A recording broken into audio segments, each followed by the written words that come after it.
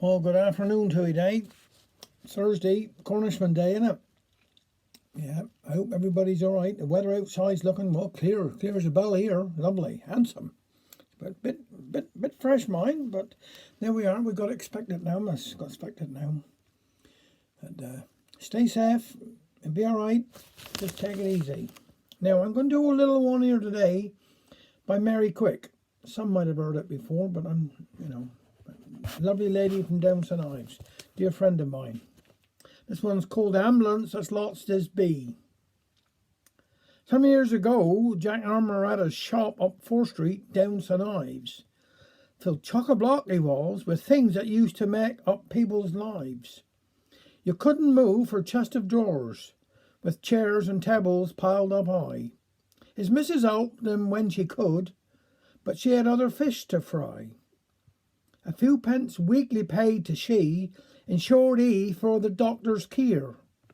And if you broke your leg, or worse, the hospital would have his share.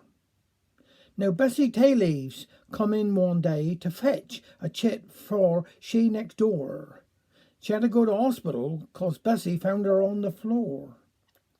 Oh, my dear child, come in, sit down. See all these forms he to make out. To aggravate my soul case you, and now I'm suffering with the gout. Said Bessie, you don't look so bad, you're getting younger every day. Think so, do we? That ain't what my old man to say. But don't mind me. You want a chit, I suppose? Don't look mar with you. No, not for me, for she next door, poor soul, and that ain't nothing new. Oh, that's all right, says Mrs. Jack.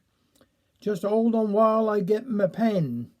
She dipped it in the inkwell, 'cause they didn't have no biros then.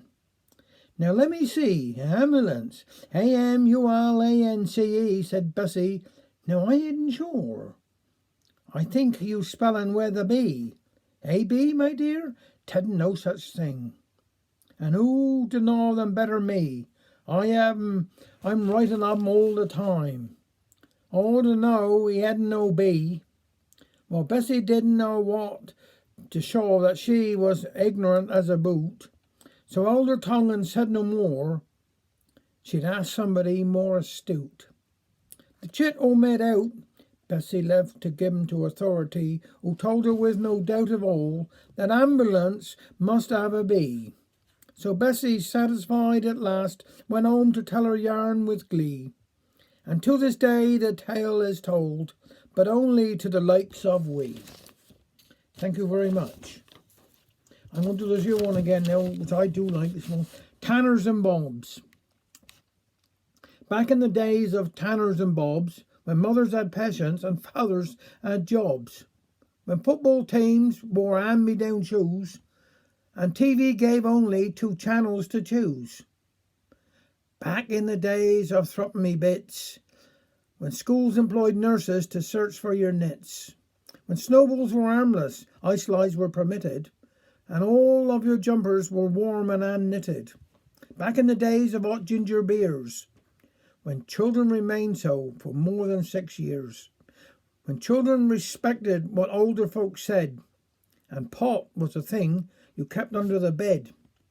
Back in the days of listening with mother, when neighbours were friendly and talked to each other, when cards were so rare you could play in the street, when doctors made house calls and police walked the beat.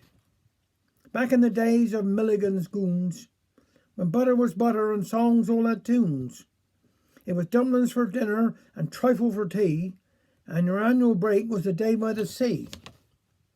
Back in the days of Dixon Dock Green, Cracker Jack pens and Lion's ice cream, when children could freely wear national health glasses, and teachers all stood at the front of their classes.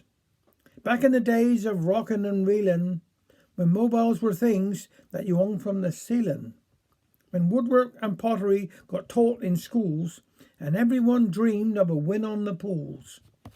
Back in the days when I was a lad, I can't help but smile for the fun that I had.